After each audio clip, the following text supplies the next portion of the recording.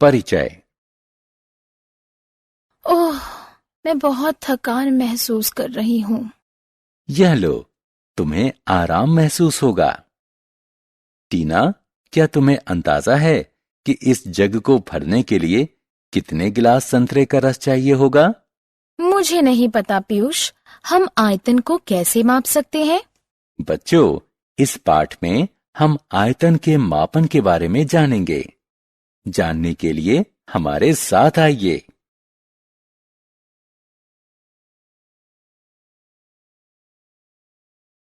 आओ सीखें।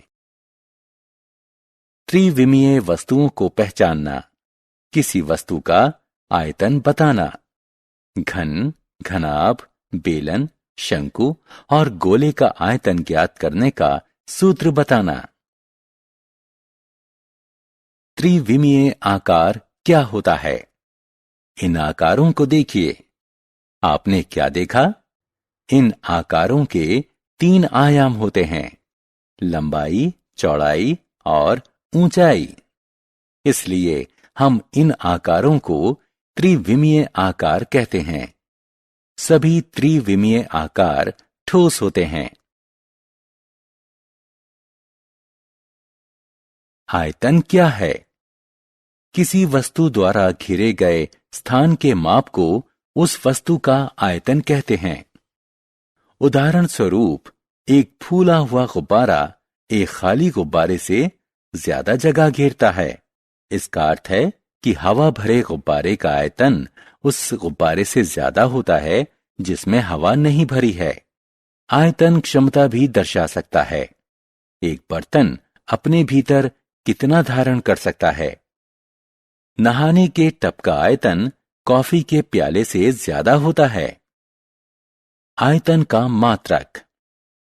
मूलतः आयतन घन मिलीमीटर, घन सेंटीमीटर और घन मीटर में व्यक्त किया जाता है।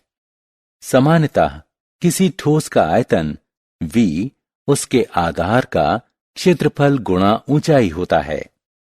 यहां A ठोस के आधार का क्षेत्रफल है और h उसकी ऊंचाई है। आइए विभिन्न वस्तुओं के आयतन के बारे में जानें।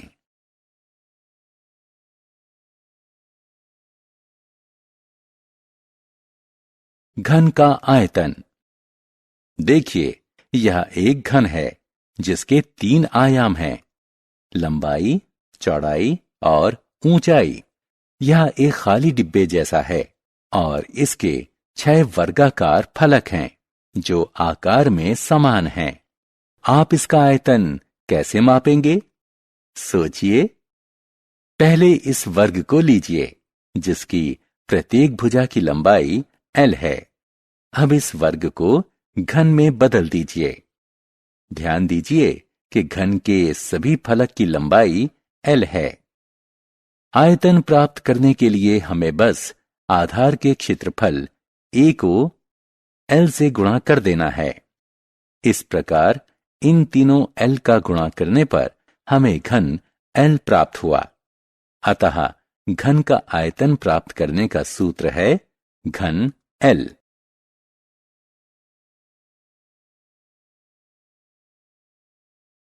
घनाभ का आयतन। इस बंद डिब्बे को देखिए। यह एक घनाभ है जिसके 6 आयताकार फलक हैं। इसका आयतन की गणना इसकी लंबाई, चौड़ाई और ऊंचाई का गुणा करके किया जाता है। या आयतन बराबर है h गुणा w गुणा l के। बेलन का आयतन। किसी टीन के साधारण डिब्बे या ड्रम के आकार का ठोस बेलन होता है। बेलन के दोनों आधार वृत्ताकार होते हैं। हम जानते हैं कि किसी वृत्त का क्षेत्रफल पाई गुणा वर्ग त्रिज्या होता है। आयतन ज्ञात करने के लिए हम वृत्त के क्षेत्रफल से ऊंचाई को गुणा कर देंगे। अतः बेलन का आयतन पाई r स्क्वायर h के बराबर होता है।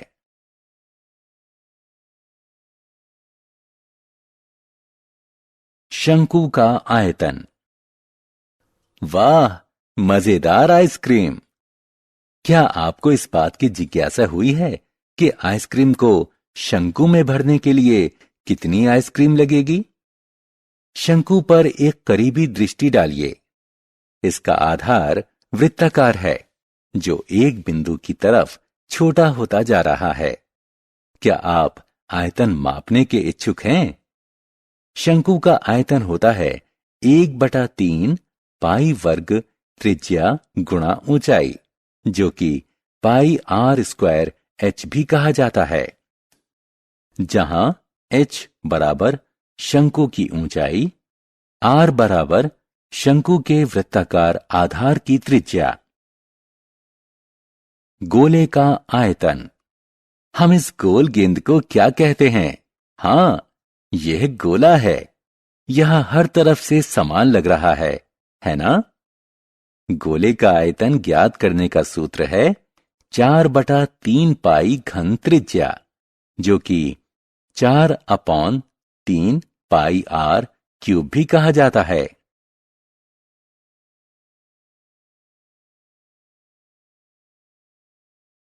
हमने क्या चर्चा की? 3 आयामों, लंबाई, चौड़ाई और ऊंचाई वाले आकार को त्रिविमीय आकार कहते हैं। किसी वस्तु द्वारा घिरे गए स्थान के माप को उस वस्तु का आयतन कहते हैं। आयतन किसी पात्र की क्षमता भी दर्शा सकता है कि एक बर्तन अपने भीतर कितना धारण कर सकता है।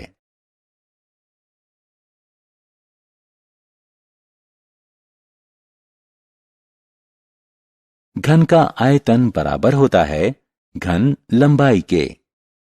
घनाभ का आयतन बराबर होता है ऊंचाई गुणा चौड़ाई गुणा लंबाई के। बेलन का आयतन बराबर होता है पाई वर्ग त्रिज्या गुणा ऊंचाई के। शंकु का आयतन बराबर होता है 1/3 पाई वर्ग त्रिज्या गुणा ऊंचाई के। गोले का आयतन बराबर होता है 4/3 पाई घन त्रिज्या के।